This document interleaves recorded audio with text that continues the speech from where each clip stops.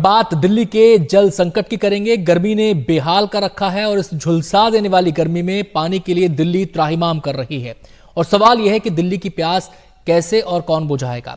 इन 3 तस्वीरों के जरिए हम आपको दिल्ली के जल संकट को समझाने की कोशिश कर रहे हैं। इससे आप जल संकट को समझ सकते हैं। पहली तस्वीर है जहां चोरी होने के डर से पानी पर पुलिस का पहरा लगा हुआ है। दूसरी तरफ पानी की कमी को देखते हुए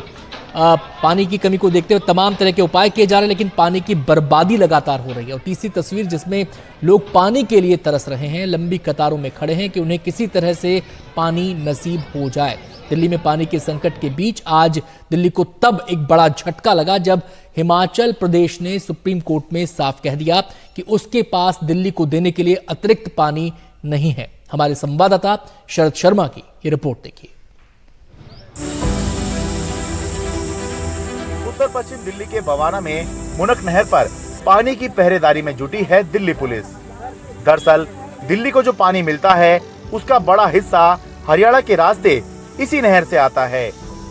दिल्ली के 7 वाटर ट्रीटमेंट प्लांट इसी के पानी पर निर्भर हैं। यहाँ पर टैंकर माफिया के सक्रिय होने की और नहर से पानी चुराने की बात सामने आ रही थी। मामला सुप्रीम कोर्ट में आया, जिसके बाद एलजी ने दिल्ली पुलिस को टैंकर से पानी चोरी रोकने के निर्देश दिए और बुधवार रात से ही नहर के पानी की निगरानी के लिए दिल्ली के 4 थानों की पुलिस तैनात कर दी गई। हमारे अभी 4 पुलिस स्टेशन से गुजरता है यहाँ से शुरू होके, तो हर जगह पे हमने पिकेट्स लगाए हैं और राउंड द क्लॉक पेट्रोलिंग हो रही है। एटलीस्ट जब तक ये जो क्राइसिस चलता रहेगा तब तक वी विल इंश्योर कि यहाँ से कोई ऐसा इलीगल काम ना हो। वहीं सुप्रीम कोर्ट में दिल्ली सरकार और दिल्ली वालों को तब निराशा हाथ लगी जब हिमाचल प्रदेश ने साफ कर दिया कि उसके पास दिल्ली को देने के लिए 137 क्यूसेक पानी नहीं है, जबकि पहले उसने हामी भरी थी। बुधवार को सुप्रीम कोर्ट में सामने आया था कि हिमाचल प्रदेश ने लिखित में कहा कि उसने सुप्रीम कोर्ट के आदेश के तहत 137 क्यूसेक अतिरिक्त पानी दिल्ली के लिए छोड़ दिया है, जबकि हिमाचल के वकील ने मौखिक तौर पर कहा कि वो पानी छोड़ने को तैयार है। लेकिन गुरुवार को हिमाचल प्रदेश के वकील ने सुप्रीम कोर्ट में साफ कर दिया कि उनके पास दिल्ली को देने के लिए अतिरिक्त पानी नहीं है। सुप्रीम कोर्ट ने हिमाचल प्रदेश के ऐसे रुख पर फटकार लगाई, पूछा आपके खिलाफ क्यों ना कोर्ट की अवमानना की कार्रवाई की जाए। हिमाचल प्रदेश ने अपने हलफनामे में गलती के लिए माफी मांगी और दूसरा हलफनामा दायर करने की इजाजत मांगी। कोर्ट ने सहमति दी। सुप्रीम कोर्ट ने कहा कि वो राज्यों के वाटर शेयर एग्रीमेंट मामलों का एक्सपर्ट नहीं है, इसलिए वो इस मामले में कोई राय नहीं बना सकता। हालांकि सुप्रीम कोर्ट ने अपर रिवर यमुना बोर्ड को निर्देश दिए हैं कि शुक्रवार को बैठक बुलाए और मानवीय आधार पर दिल्ली को पानी देने पर जल्द से जल्द फैसला करे। तो पानी की पूरी किल्लत है। पहले 2 टाइम आता था, अब 1 टाइम पे आ रहा है, लेकिन कब आता है कब नहीं आता। और अगर ये प्याऊ ना हो तो कम से कम हजारों आदमी इस प्याऊ से पानी अपना पीते भी हैं। और प्लस ये पीछे की लाइन में जो पानी जो बड़ी बोतलें पड़ी हैं, इन बोतलों के माध्यम से लोग घर में भर के लेके जाते हैं, जिससे लोगों की प्यास बुझती है।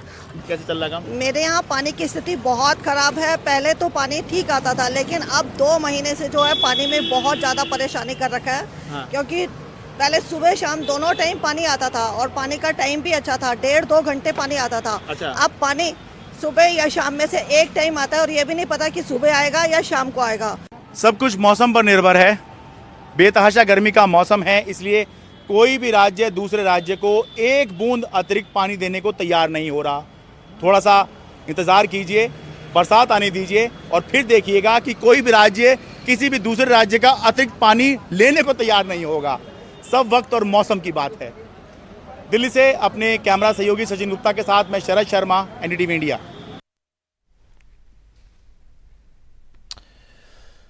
और इस जल संकट को लेकर तमाम तरह की बातें हो रही हैं, आरोप प्रत्यारोप लगाए जा रहे हैं। आइए सुनवाते हैं आपको दिल्ली के मंत्री आतिशी ने क्या कहा है। सुप्रीम कोर्ट के सामने दिल्ली सरकार ने डिटेल में वो कदम बताए जो हम पिछले 1 साल से ले रहे हैं और जो हम पिछले 1 महीने से इस पानी के क्राइसिस के दौरान ले रहे हैं।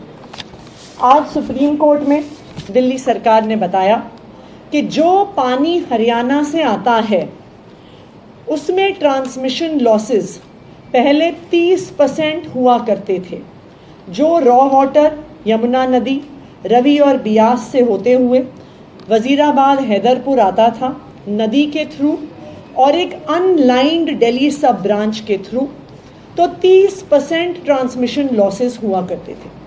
लेकिन दिल्ली जल बोर्ड ने 500 करोड़ रुपए के खर्चे के साथ जो CLC है करियर लाइन चैनल को बनवाया और उस ट्रांसमिशन लॉस को 30% से घटाकर 5% कर दिया।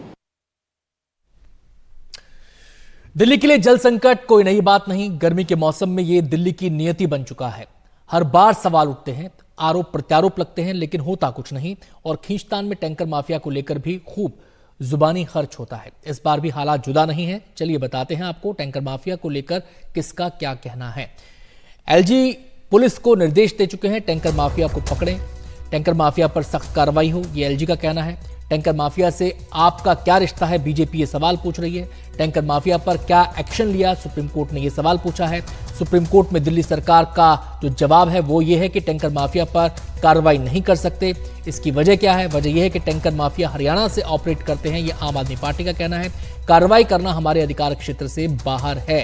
तो ये तमाम स्टेटमेंट्स हैं टैंकर माफिया को लेकर। हम सीधे रुक कर सकते हैं, हमारे संवाददाता शरद हमारे साथ जुड़ गए हैं तमाम पहलुओं पर विस्तार से चर्चा करने के लिए। शरद, सबसे पहला सवाल तो ये, 137 क्यूसेक पानी हिमाचल नहीं छोड़ेगा, दिल्ली के लिए बड़ा झटका है।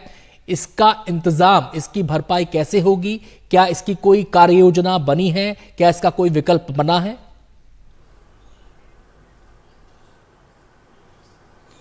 अभी इंतजार हो रहा है अनंत इस बात का कि कल अपर रिवर यमुना बोर्ड की बैठक है और उसमें मानवीय आधार पर यह कहा गया है, सुप्रीम कोर्ट ने कहा है कि बैठक बुलाएं और अगर जरूरत पड़े तो डे टू डे बेसिस पर इसकी हियरिंग की जाए। तो उम्मीद करनी चाहिए कि उसमें ये जो समस्या है ये इसका थोड़ा सा निवारण हो सकता है। हालांकि ज्यादा निवारण नहीं हो सकता क्योंकि इस समय गर्मी है, जैसे दिल्ली में गर्मी है ऐसे हरियाणा में भी गर्मी है, ऐसे हिमाचल में भी गर्मी है। पूरा उत्तर भारत जो है इसमें भीषण गर्मी की चपेट में। तो कोई राज्य दूसरे राज्य को पानी नहीं देना चाहता, और दे भी क्यों? राजनीतिक मजबूरी इतनी बड़ी बन जाती है कि दिल्ली में आम आदमी पार्टी है, हरियाणा में बीजेपी है, हिमाचल में कांग्रेस है, तो ये आपस में प्रतिद्वंदी भी हैं। तो ये आपस में एक दूसरे की मदद क्यों करे? राजनीतिक हित जो है ये सबके आड़े आता है। और ऊपर से गर्मी है, अपने यहीं जो है आपके जो पानी है वो अगर आप पूरा कर दें, माना जाता है कि तो ही बहुत है। और अगर आप किसी राज्य की मदद करते हैं तो उसमें कुछ फायदा होता जो है, पॉलिटिकल फायदा कम से कम होता हुआ नजर नहीं आता। तो इसलिए बस अभी ये उम्मीद ही करनी चाहिए कि ये जो बैठक होगी अपर रिवर यमुना बोर्ड की, उसमें क्योंकि सुप्रीम कोर्ट ने कहा है तो उसमें कुछ पानी दिल्ली को देने के लिए, क्योंकि दिल्ली केवल दिल्ली सरकार की या आम आदमी पार्टी की नहीं है, दिल्ली सभी की है। इसमें केंद्र सरकार के भी लोग रहते हैं जो बीजेपी से संबंध रखते हैं, सभी के लिए, देश की राजधानी है। तो इसलिए इसमें उम्मीद की जा रही है कि कुछ रियायत इसमें जो है दिल्ली के लिए दे दी जाए। ये तो बात हुई शरद की पानी कहां से मिलेगा, कैसे मिलेगा, कैसे रियायत मिलेगी। लेकिन जो पानी दिल्ली को ऑलरेडी मिल रहा है, जो पाइपलाइन के थ्रू लोगों तक पहुंच रहा है, उस पाइपलाइन में जगह जगह सुराग हैं, वहां से हजारों लाखों लीटर पानी हर रोज व्यर्थ हो रहा है, बेकार हो रहा है। क्या इसको लेकर कोई कार्य योजना है? उसको, उस बर्बादी को कैसे रोका जाए? ये बर्बादी संकट को और बढ़ा रही है। देखिए, बिल्कुल, देखिए इतना तो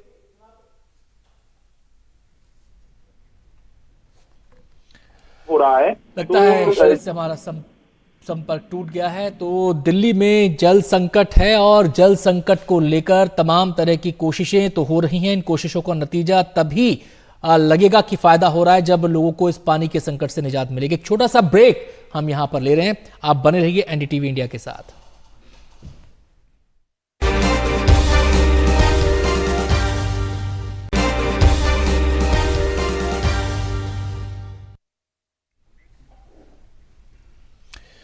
अगली खबर का रुख करते हैं। जम्मू कश्मीर में जिस सफलता के साथ चुनाव हुए, बड़ी तादाद में लोगों ने मतदान किया, उससे आतंकी संगठन बौखला गए हैं। 3 दिन के अंदर आतंकियों और सुरक्षा बलों के बीच 4 मुठभेड़ हो चुकी हैं।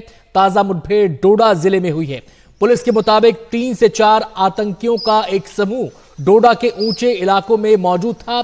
इस इलाके में उनकी तलाश करना काफी चुनौतीपूर्ण है, फिर भी तलाशी अभियान चलाया जा रहा है। इस बीच आतंकी हमलों की जगह को सेना ने पूरी तरह से घेर लिया है। सेना अलर्ट पर है क्योंकि खुफिया सूत्रों से जानकारी मिली है कि आतंकी अगले कुछ दिनों में और हमले कर सकते हैं, साथ ही कुछ नामचीन इमारतों को निशाना बना सकते हैं। कश्मीर के हालात पर प्रधानमंत्री ने बैठक की। प्रधानमंत्री को कश्मीर के हालात की जानकारी दी गई।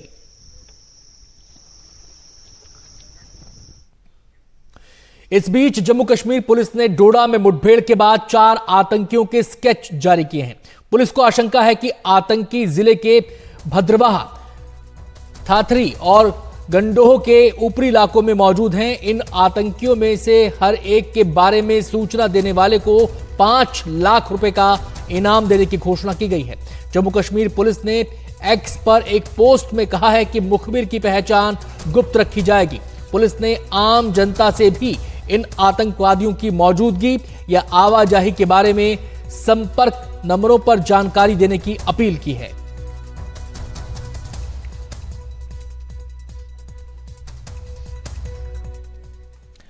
और अब आपके लिए एक सवाल, जिस पर आप अपनी राय हमें QR कोड को स्कैन करके दे सकते हैं और अपना जवाब भेज सकते हैं। सवाल यह है, क्या AI की वजह से लोगों के रोजगार को खतरा हो सकता है? तो बस स्कैन कीजिए QR कोड और भेजिए अपना जवाब।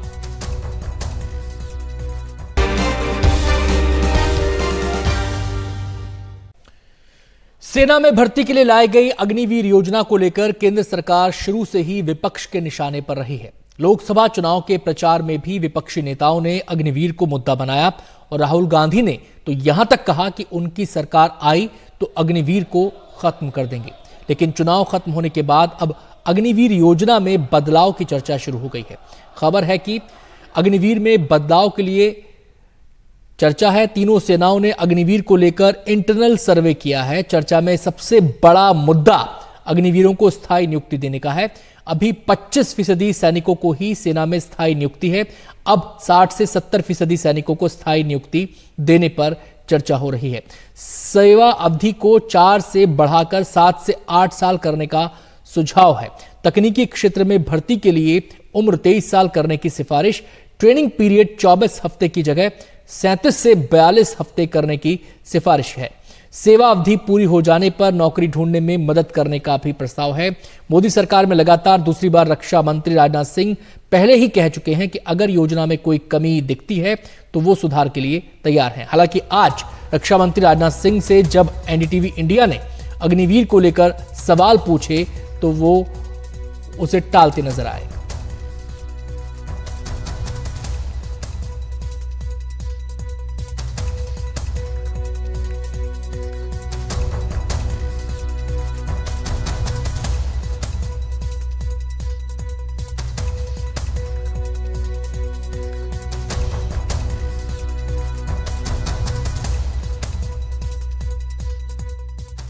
सर बहुत बहुत बधाई सर। बहुत बहुत धन्यवाद।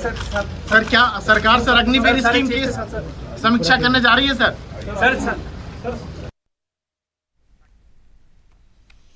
और यहां आपको बता दें कि इससे पहले एनडीए की सहयोगी जेडीयू भी अग्निवीर स्कीम की समीक्षा की मांग कर चुकी है। तमाम पहलुओं पर चर्चा करने के लिए हमारे साथ एक खास मेहमान जुड़ गए हैं। हमारे साथ लेफ्टिनेंट जनरल संजय कुलकर्णी जुड़ गए हैं। इसके अलावा शिशिर दीक्षित चेयरमैन हैं सेंचुरियन डिफेंस एकेडमी के। आप दोनों का बहुत बहुत स्वागत है। सबसे पहले संजय सर का मैं यहां पर रुख करना चाहूंगा। संजय सर, ये जो बदलाव की बात हो रही है इसको आप किस तरीके से देखते हैं? क्या ये एक वेलकम स्टेप होगा?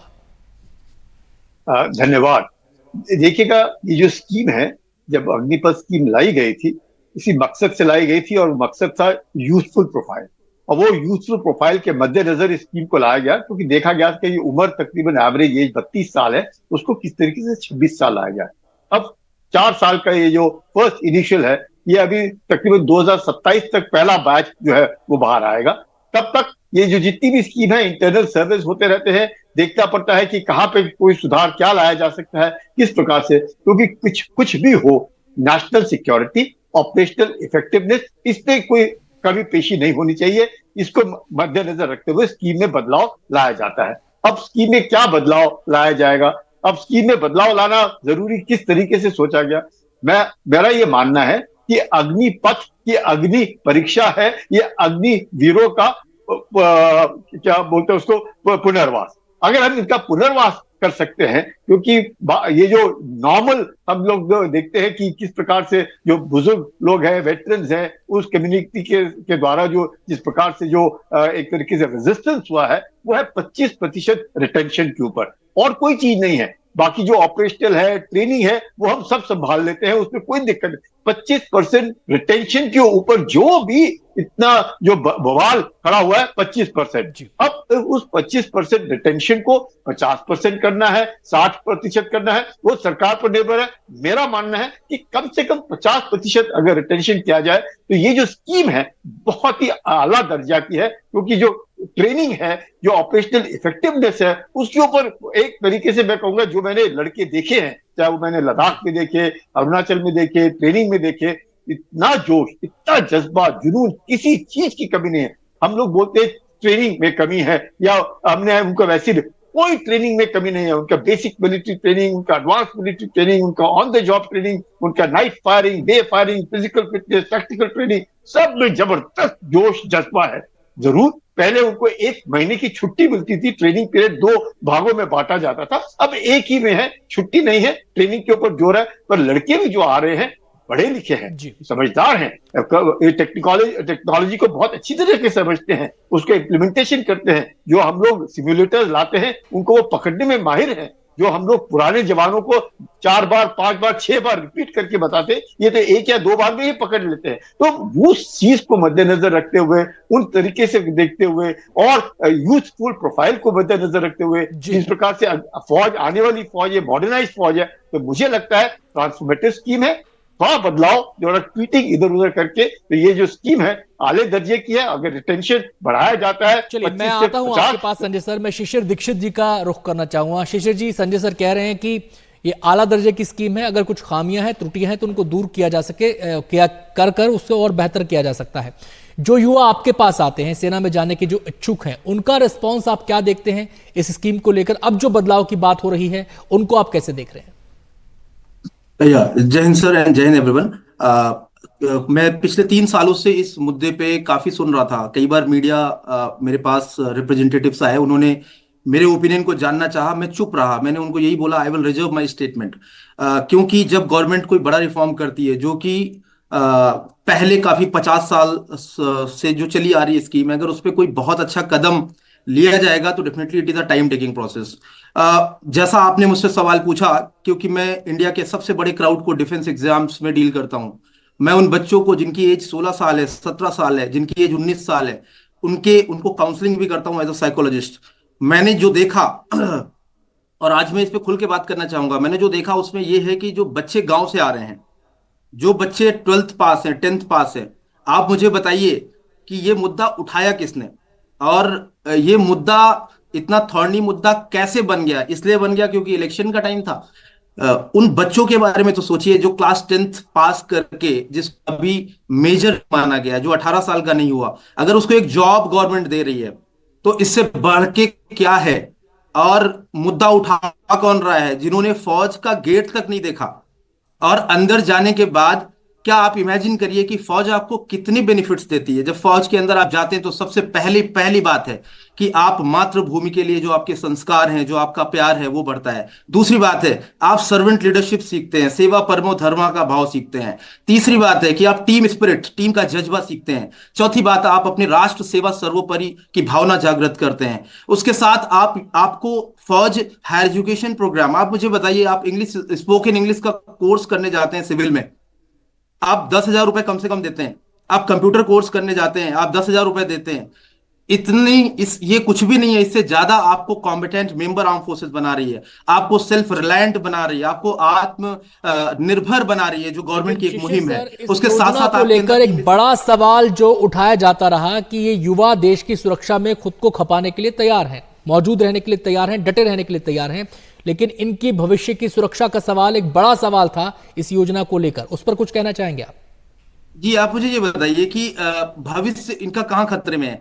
अगर वो 4 साल, एक 16-17 साल के बच्चे को 4 साल के लिए फौज उसको ले रही है, उसको गोद में ले रही है, उसको नर्चर कर रही है, उसके अंदर लीडरशिप डेवलप कर रही है, उसको मजबूत बना रही है। डेफिनेटली एक टाइम टेकिंग प्रोसेस है। Government time to time reform करती है। अभी जैसे आपने बताया कि ऑनरेबल डिफेंस मिनिस्टर ने कुछ इस पर नहीं बोला, क्योंकि ये बहुत ही सेंसिटिव मुद्दा है और मुझे लगता है कि जो कोई काबिल नहीं है इस पे, उस पर बात करने का कोई राइट नहीं है कि आप इस पे ये चेंजेस कर दीजिए। डेफिनेटली बहुत सारे पॉलिटिकल एजेंसीज ने इसका अपने लेवल पे वोट बैंक के लिए अपना काम कर लिया, बट मैं ये बताना चाह रहा हूं आपके पास संजय सर का मैं यहाँ पे रुख करना चाहूंगा। संजय सर, आपने शिशिर जी की बात को सुना, वो कह रहे हैं कि ये तमाम इसमें खूबियां हैं इस पूरी स्कीम के अंदर। जो लोग इसको क्रिटिसाइज कर रहे हैं वो सेना की वर्किंग से वाकिफ नहीं है, सेना की जो डिटेल्स होती है, माइन्यूट डिटेल्स, उनसे वाकिफ नहीं। मेरा सवाल आपसे ये है कि अगर खामी नहीं होती तो सुधार की बात क्यों उठती? सुधार की बात अगर हो रही है तो कुछ ना कुछ त्रुटि सेना की तरफ से भी देखी गई होगी, पहला सवाल।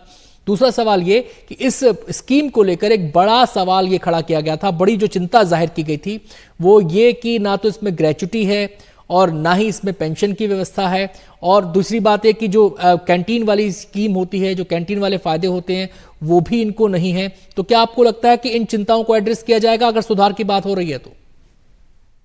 देखिएगा, ये जो स्कीम है, ये कहना कि इसमें त्रुटियां हैं, त्रुटियां हर एक स्कीम में होती हैं, प्रोज एंड कॉन्स हर एक स्कीम में होते हैं। ये बात जो नॉर्मल रेजिस्टेंस आ रहा है वो है नौकरी को लेकर के, कि नौकरी नहीं है, ये 4 साल के बाद बाहर चले जाएंगे, क्या करेंगे, और 17.5 साल क्या आएंगे, 21 साल तक आएंगे, उसके बाद क्या। तो नौकरी मतलब एक तरीके से कि हमें एक नौकरी मिल गई 17.5-18 साल में, अब मैं पेंशन 15 साल या 20 साल करूंगा, अब मेरा को पक्का हो गया, मुझे कोई निकाल नहीं सकता है वो।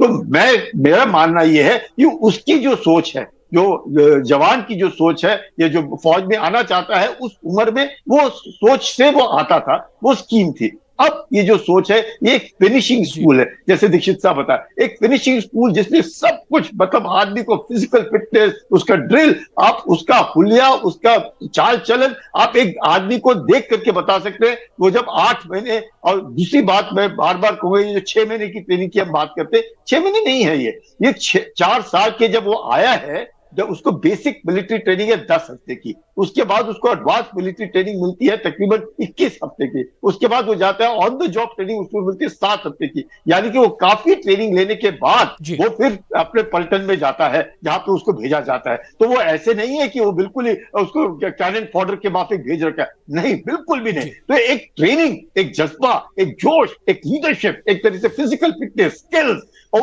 उसमें जो जुनून, जो आता हूं सर, मुझे एक चलते चलते आखिरी क्वेश्चन शिशिर जी से यहाँ पे करना होगा। शिशिर जी, अब क्योंकि सुधार की बात सामने आ रही है तो ये भी तो बेनिफिट की बात है। अगर आप कह रहे हैं कि बहुत सारी खूबियां हैं इस ट्रेनिंग में, अगर कुछ सुधार भी हो जाते हैं तो ये भी अग्निवीरों के लिए बेनिफिट का काम करेंगे।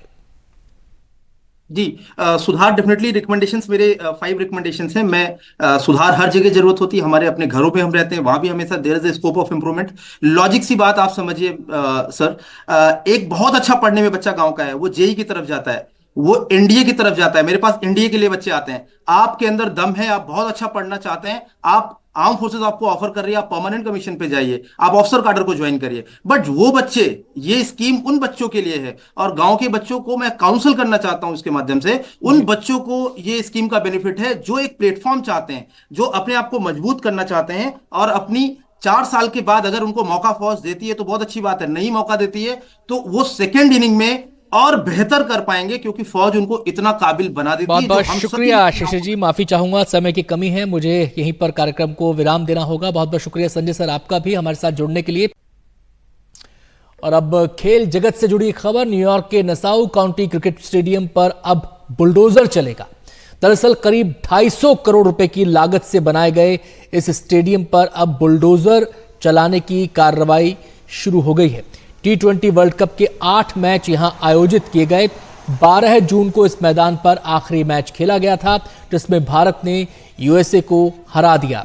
लेकिन 14 जून को इस स्टेडियम को ध्वस्त किया जाना है, इसकी तैयारी शुरू हो चुकी है। अमेरिका में पहली बार T20 वर्ल्ड कप के मैच खेले गए। T20 वर्ल्ड कप के मैचों के लिए न्यूयॉर्क में अस्थायी स्टेडियम बनाया गया था। इसी नसाउ काउंटी के क्रिकेट स्टेडियम में भारत और पाकिस्तान के बीच सुपरहिट मुकाबला खेला गया, जिसमें भारत को शानदार जीत मिली थी। अब 106 दिनों में यह स्टेडियम यहां से हट जाएगा।